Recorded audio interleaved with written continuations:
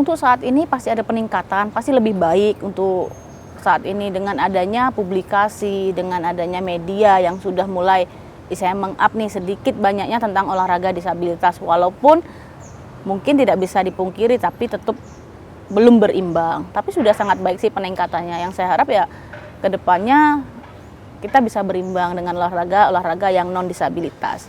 Karena teman-teman di sini kan juga berjuang tetap mempunyai hak yang sama gitu. Ya.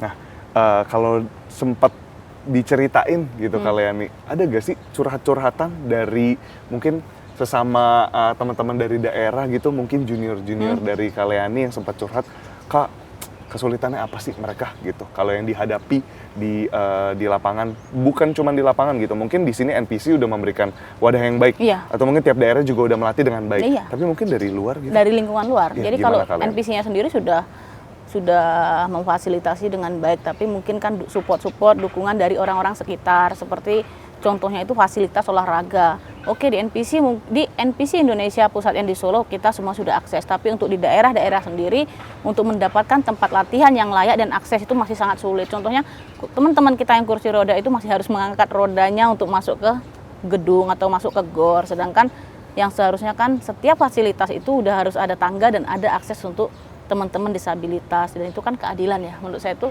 memang itu layak untuk teman-teman memiliki akses mereka, karena mereka layak untuk itu. Jadi tidak harus dibeda-bedakan.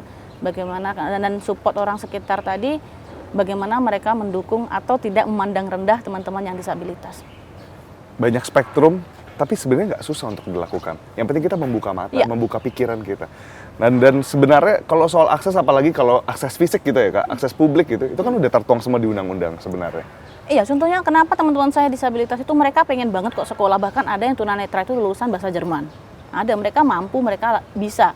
Cuma akses tadi, banyaknya universitas yang belum ada lift atau belum ada akses, harusnya naik tangga, dan mereka kan nggak bisa menjangkau itu.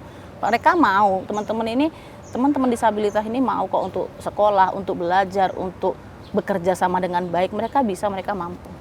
Sebenarnya nggak ada tantangan ketika memang di sana ada akses. Ya. Gitu.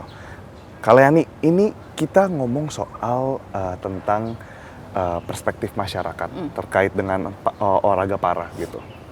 Tadi yang Kaliani sebut, banyak tantangannya. Ya. Tapi perspektif Kaliani sendiri terkait dengan teman-teman di sana yang mungkin belum sepenuhnya sadar, tapi ketika, pernah gak sih Kak ada perasaan gitu mungkin di sini, perspektif Kaliani kayak, ayo dong fasilitasnya ditingkatin, jangan ketika saya buat prestasi malah baru ada nih. Kalau jujur saya sendiri nggak ada sih Kak. Bahkan saya ngobrol seperti ini pun supaya masyarakat luas tahu. Betul. Tapi kalau saya ngobrol dengan teman-teman disabilitas, saya bilang jangan terlalu mengandalkan yang orang berikan. Ayo kita berjuang sendiri. Maksudnya tidak harus semuanya harus disediakan, enggak. Kita berbuat sendiri, namanya kan untuk kita, terutama kan untuk kita sendiri dulu. Walaupun tidak disediakan, kita harus berusaha. Jangan karena tidak disediakan terus kita stuck di situ aja, jangan.